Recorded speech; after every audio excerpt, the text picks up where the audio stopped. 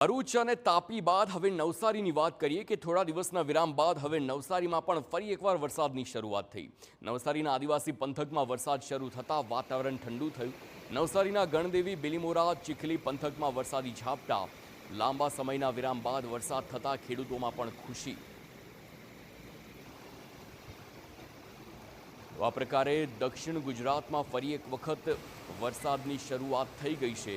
આ પહેલા નવસારીમાં ધોધમાર વરસાદ પડ્યો, પછી થોડા દિવસનો વિરામ અને હવે ફરી એક વખત વરસાદની શરૂઆત થઈ ગઈ છે। સારી વાત એ છે કે વરસાદની શરૂઆત થતાં હવે વાતાવરણ ઠંડુ થયું છે, પરંતુ આજે જેટલા પણ વરસાદ એક સાથે જે પડ્યા છે તેના એક સાથેના દ્રશ્યો જુઓ। સૌરાષ્ટ્રમાં વરસાદ છે, દક્ષિણ ગુજરાતમાં વરસાદ છે, રાજકોટમાં વરસાદ છે, નવસારી ભરૂચમાં પણ વરસાદ છે, આ સાથે તાપીમાં પણ વરસાદ। આ ચાર અલગ અલગ દ્રશ્યો, ચાર અલગ અલગ શહેર પ્રાંત અલગ છે। સૌરાષ્ટ્રમાં છે, દક્ષિણ ગુજરાત છે, અને આ સાથે જ આપ જુઓ કે કેવી રીતે વરસાદી જમાવટ ફરી એક વખત શરૂ થઈ ગયો છે।